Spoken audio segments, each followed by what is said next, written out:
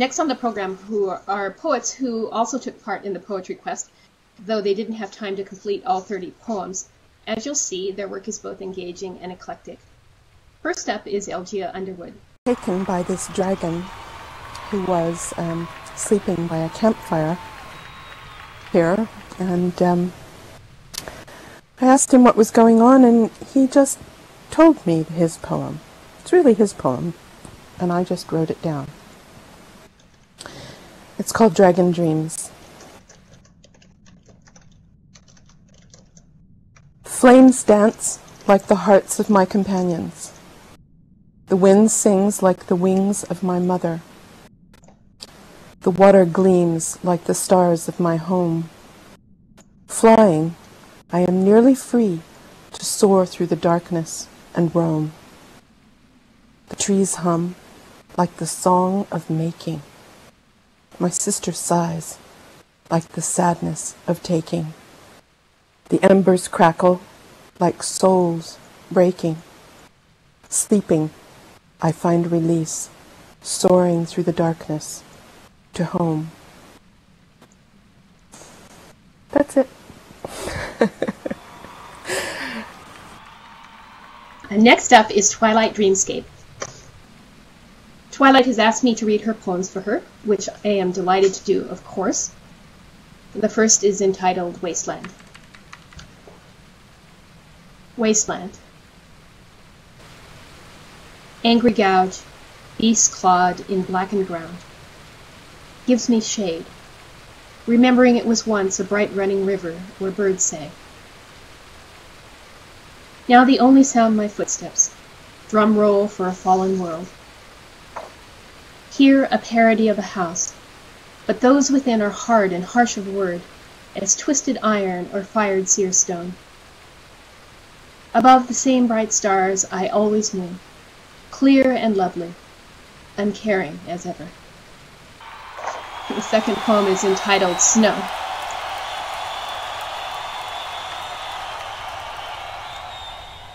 Snow. As always. Okay. Snow. As always, it caught us by surprise, whirling into the monochrome world like a catfight. Now it is thickened and slowed, down, and soft as down as it falls. Each flake unique, a universe enclosing universe upon universe. There's a house close by, and I could call there, but universes stretch between, and I am warm now. Maybe I will lie down and watch the angels dance. Divad Gravois, who is also a teacher in his first life. I have a small collection of poems that I read in order, the smallest to the longest, no particular significance there. Infinity and Beyond, haiku. Writing in the dark, words drift across the pages, making sense alone. Perhaps this noble pile of rocks was more than a clock. As round as it seems, I imagine more than just parts of a time garden. In fact, it makes me feel like I'm in the basement of a starship port. But the roof has flown off, straight off to another star system.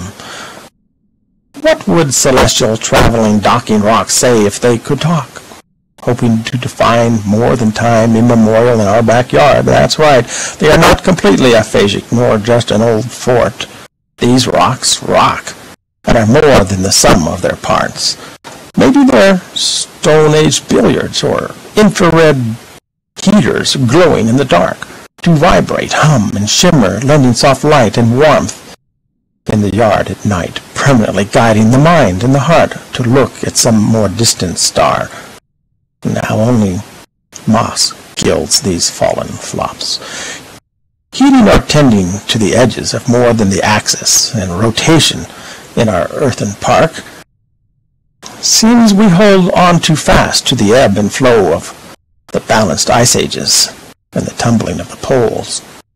Boarding the third rock for the first time, you'll hear, "Come on down, the water's fine." This place must have once been a fine quarry stop, but we still arrive and depart, with one tick, one flop of the clock from time to time. Too bad we can't read more than seasons and plant our words as crops, with more than a wish for the return of one more harvest with reason from this old pile of rocks. That's it. Thank you very much. The Jester, the Fool, and the Elephant by Ludo Merit. The Jester, the Fool, and the Elephant, too, answered the call and came to dance and dream at the foaming pond in a sculpture of whirling flame.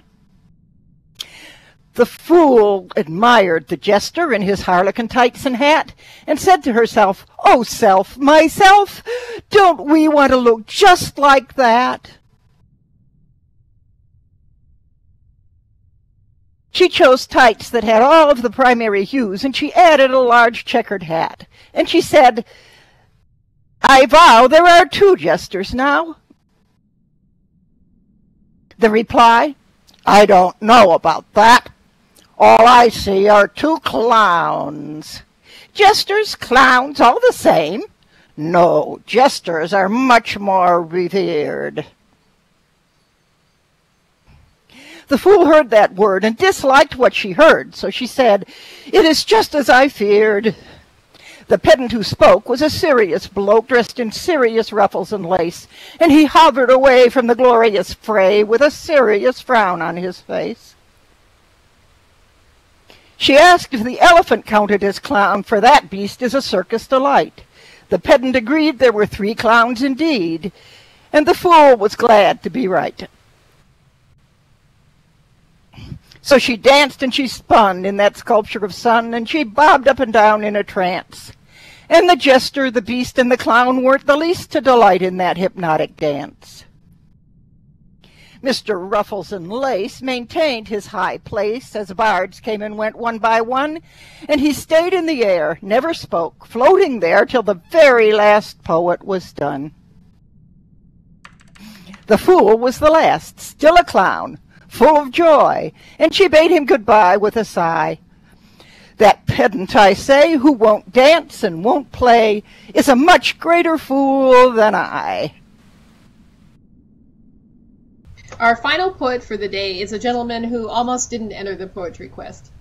His name is Marty Snowpaw. So there's a beautiful sculpture that Jenaia had commissioned, which was the first thing that she showed me when I was here, I think for the first time. And so it sort of inspired this poem.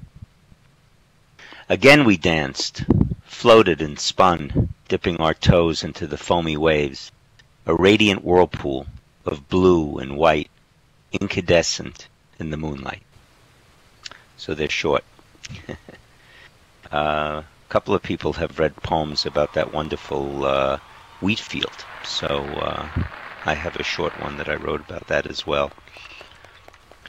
Winter wheat, gray and yellow, to the horizon, infinite, bountiful, endless, but finite, too little for too many.